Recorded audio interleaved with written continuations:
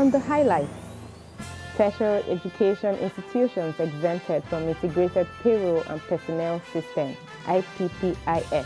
For now, when the tertiary education institutions want to make recruitment, they have to run to the office of the head of service. ECOWAS Parliament affirms consolidation of democracy in the sub-region. Faced with such crises, we must be motivated. Plus, 10 weeks internship program on legislative processes ends in Abuja. What we have done is assign them to, or get the National Assembly to assign them to committees. A very good evening and welcome to Parliamentary News on NTA. I am Ene Ojonugba. The Federal Executive Council has approved the exemption of tertiary education institutions from the Integrated Payroll and Personnel Information System, IPPIS. State House correspondent Musbah Danwahab reports that it was part of decisions taken at the council meeting on Wednesday.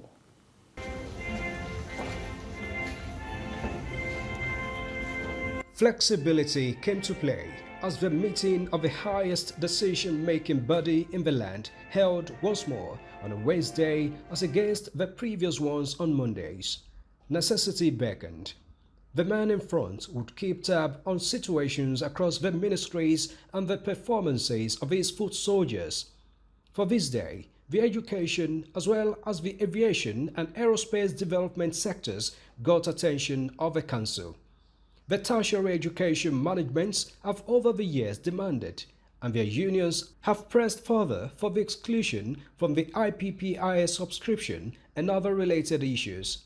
The briefing afterwards, led by the Information Minister Mohammed Idris, reviewed the decisions. In what the Education Minister believes is a happy day for the sector, the protracted demand found favor of the Council. The President has directed that Vice Chancellor should no longer or have been taken out of that service to allow for efficient management of the universities and tertiary education, generally speaking. Before now, when the tertiary education institutions want to make recruitment, they have to run to the office of the head of service.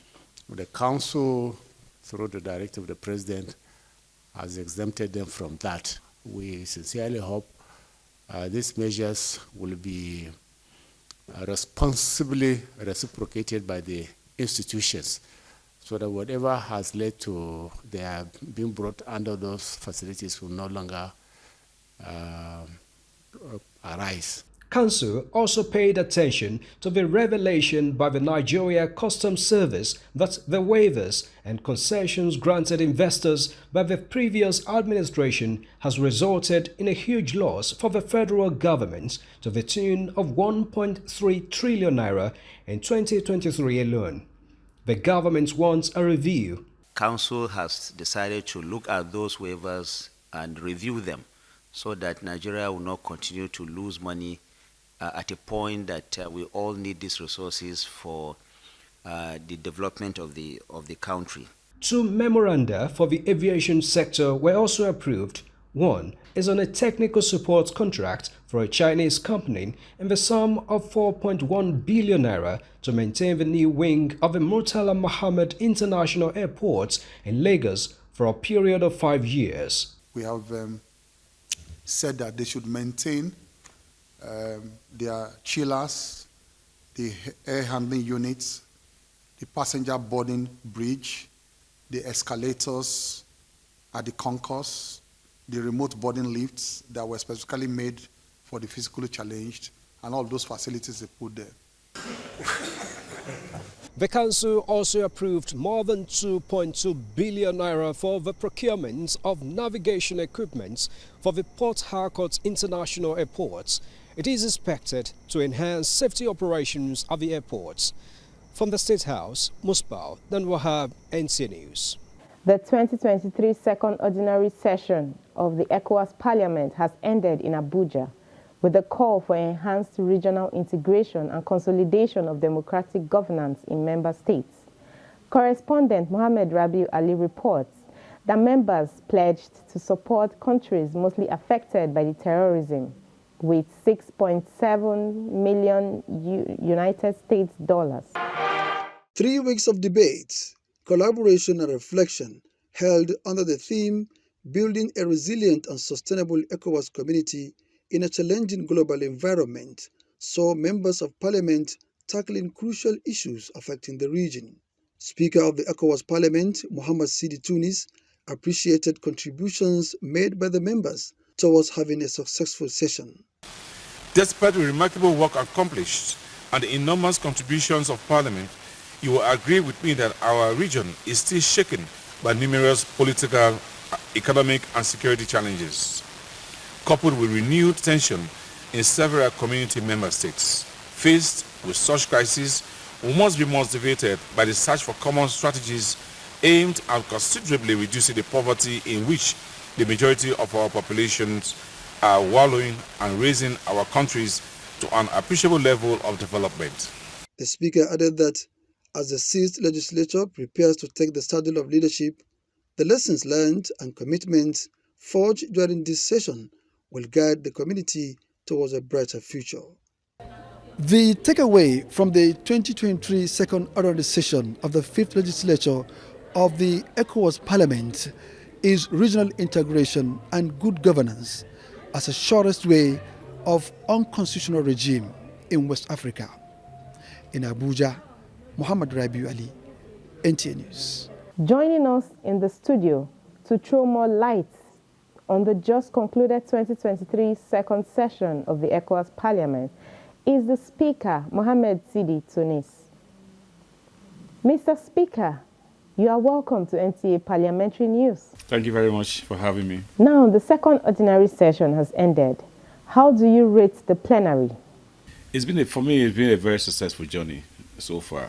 The recent coup in Nigerian Republic, an attempted coup in your own country, what is ECOWAS Parliament doing?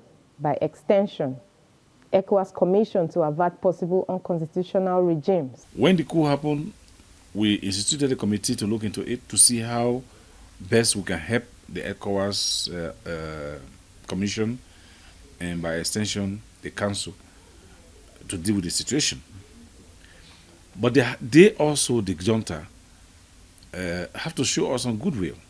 And that is the message I sent to them. Free President Bazoum and his family. Calls from different quarters to remove the sanctions imposed on Niger Republic. Is there any hope at this moment?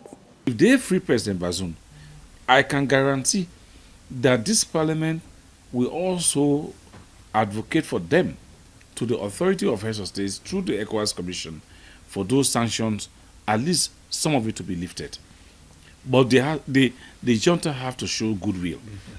Without goodwill, there is nothing anybody can do about it. What would you say about the foundation laid by the past speakers of the ECOWAS Parliament? I think it's a continuous process. You know, any administration, you come in, you have your own style of doing things. The previous speakers, they did extremely well for this parliament. They laid the first ones, the second one, the third one, they did extremely well. Laid the foundation. We have our brothers also took over from. He did his own level best. Thank you very much for your insights. Thank you very much for having me. 41 talented young Nigerians across the 6 geopolitical zones of the country and the FCT have undergone a 10-week internship with a view to understanding modern-day legislative processes. National Assembly correspondent Joshua Ogunjide reports on the grand finale of the legislative program put together by the Policy and Legal Advocacy Center. The 2023 cohorts between age 21 and 35 showcasing their ability to reenact legislative plenary session through the medium of a mock legislative session. The Policy and Legal Advocacy Center PLAC convenes the annual internship program targeted at creating and enhancing youth's better understanding of democratic institutions such as the National Assembly. What we have done is assign them to, or get the National Assembly to assign them to committees. The National Assembly knows where best, given their qualifications, they can be assigned to, and that's what National Assembly has done. You see this as a beginning of an even more sort of in-depth engagement in the policy-making process, in the political process. You all have a say in what happened in this country and how you feel this country should be governed? Campaign is expensive.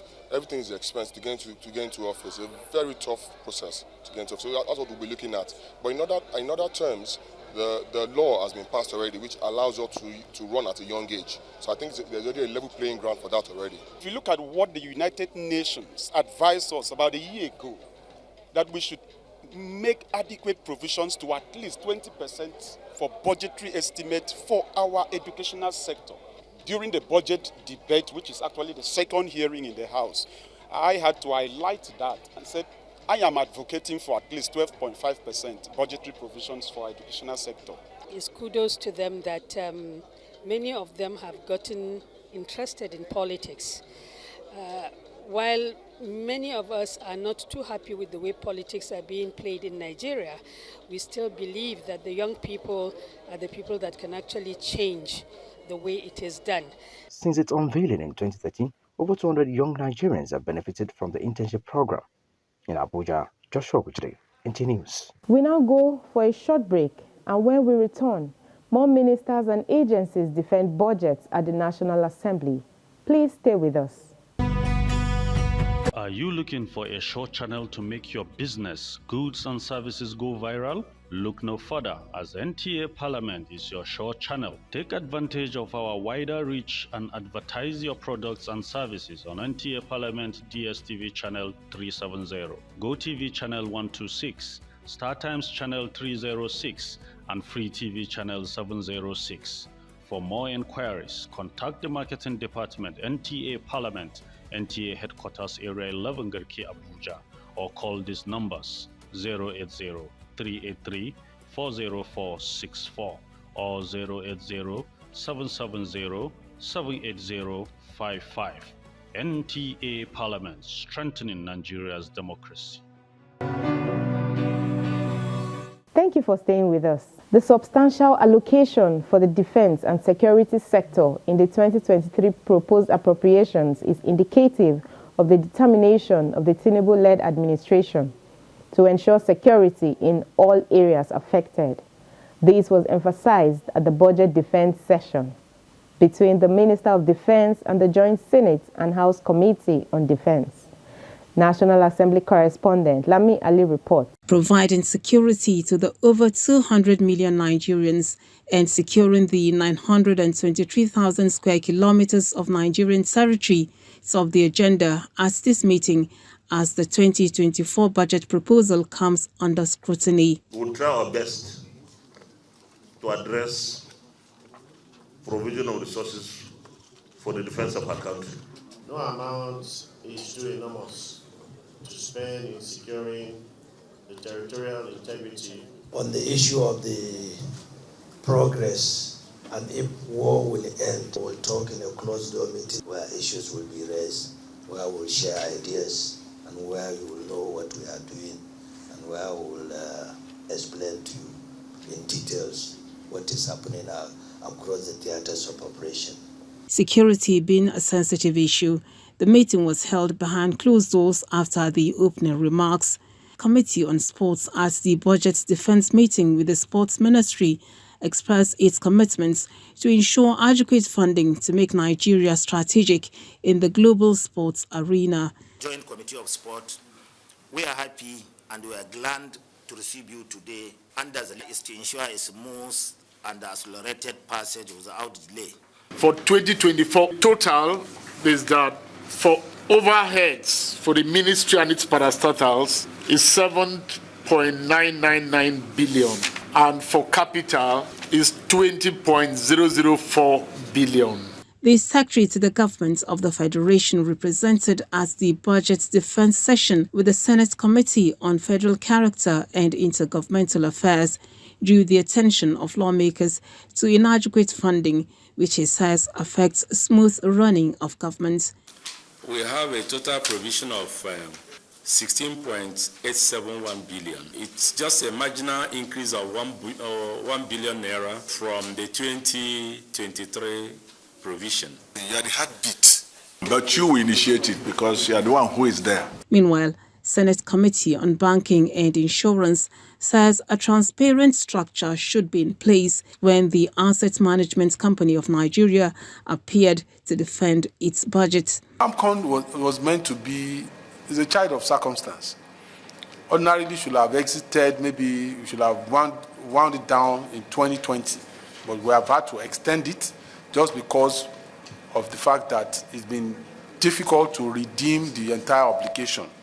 The committee chairman said latest technology should be deployed to track sharp practices that lead to collapse of financial institutions. From the National Assembly, Lami Ali, NTA News.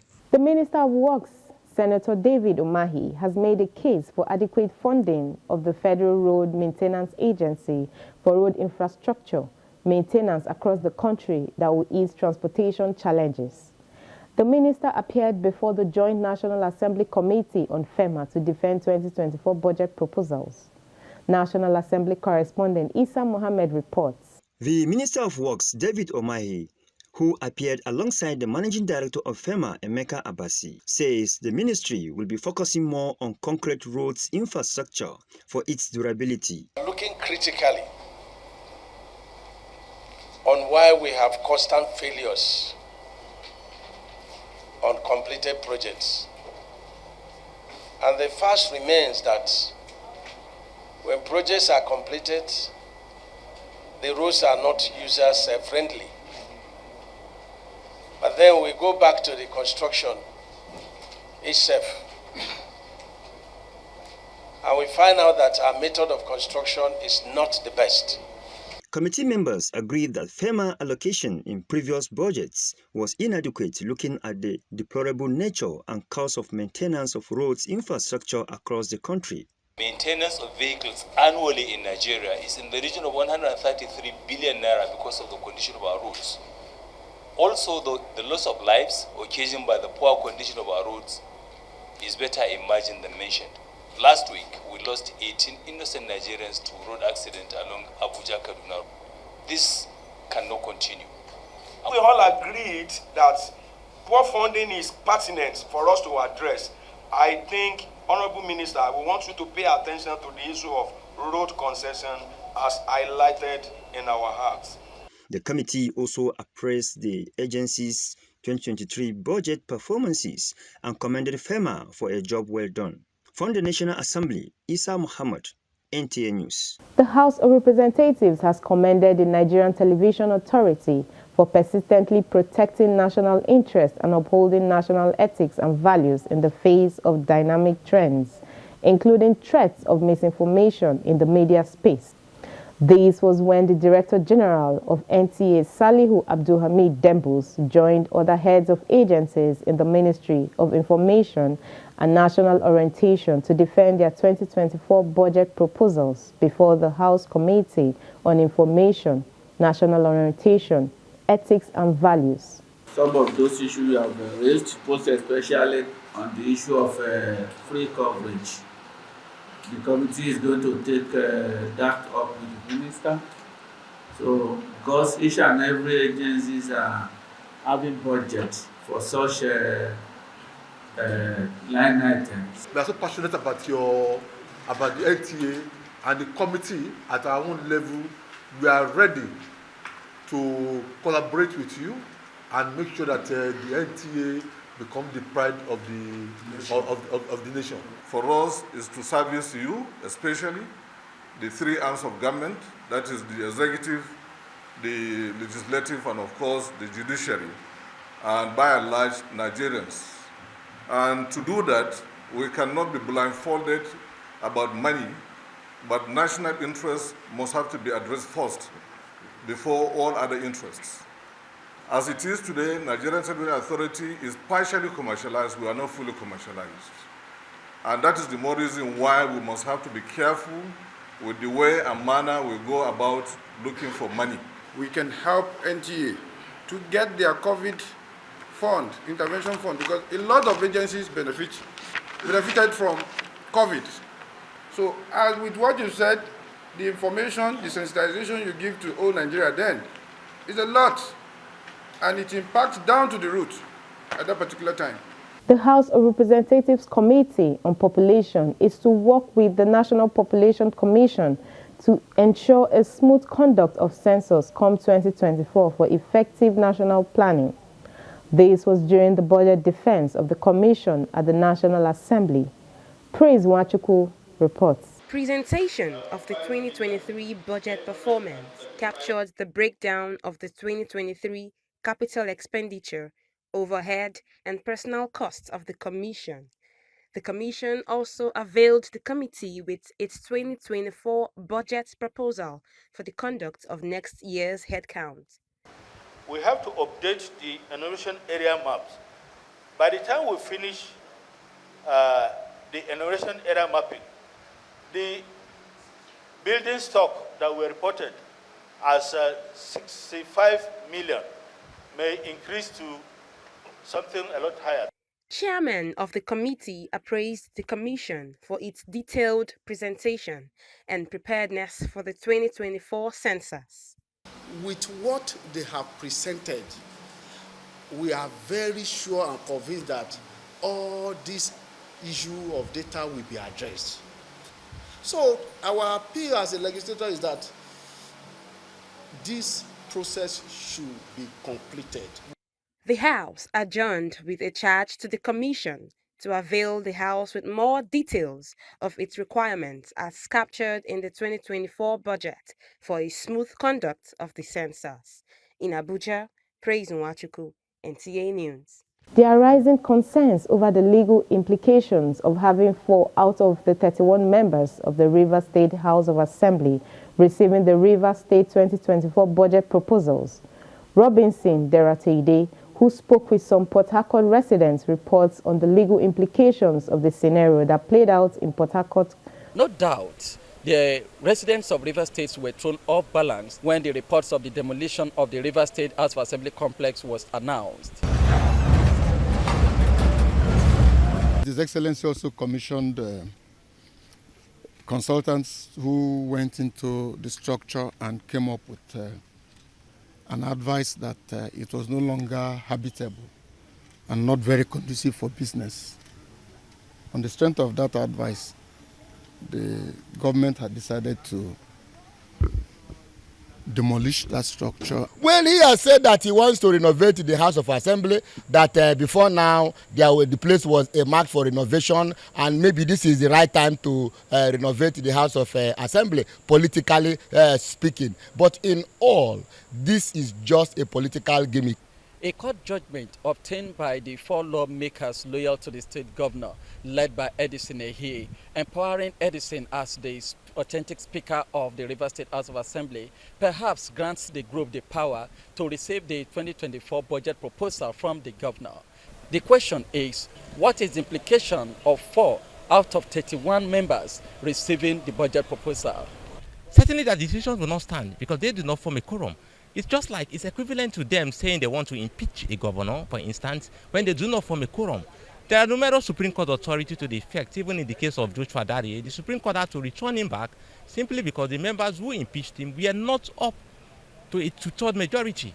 Another concern of Rivers people is how the Rivers State Police Command will interpret the judgments from courts of coordinate jurisdiction at a time like this. They sitting in compliance with the order of the court is acceptable. There is an order there was a court order, so they must adhere to the order of the court.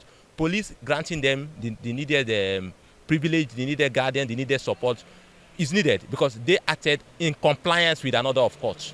This is a localized incident that happened within this area. It is not something trickling down to other parts of the state. Those willing to come home for Christmas, I beg you to kindly come home and spend nice time here with members of your family. In Port Harcourt, Robinson Derateide, NTA News. The Kogi State House of Assembly has passed a bill for the establishment of the Kogi State Oil Production Area Development Company and other related matters 2023. Ajibola Christopher gives us insight into deliberations as highlighted in the progress reports released by Speaker Aliyu Umar Yusuf. The Kogi State Oil Production Area Development Commission 2023 An executive bill has successfully navigated through its initial and secondary readings. Majority Leader Abdulrazak Suleiman presented the lead debate. Once enacted, the focus of this legislation will be on the establishment of the Commission, Government Board Commission, qualifications of member, appointment processes, tenure and remuneration. The Commission's role include administering 50% of the 13% derivation fund and fostering the development of oil production communities. Its primary aim is to ensure equitable legislation of projects in the state oil producing region, emphasizing judicious utilization of the fund accrued to the Commission. Speaker Aliu Umar Yusuf expressed satisfaction with the government's efforts to locate oil wells in Kogi State. I really want to thank everyone of us for making history and making the bill become reality. The member representing Ibaji constituency, Comfort Onuchola, where the oil well is located, expressed gratitude to the government and the members of the State House of Assembly for their support. I congratulate the Ibaji community and I congratulate even every community that will be a George Oil community. Beyond fostering development, this legislation is expected to contribute to increased revenue generation for both the state and the federal government. From the State House of Assembly, Ajibola Christopher, NTA News. And that's the size of our bulletin at this time. Thank you for watching and do follow us on our social media handles showing on your screen. Thank you for watching and do have a pleasant evening. I am Ene Ojonugba.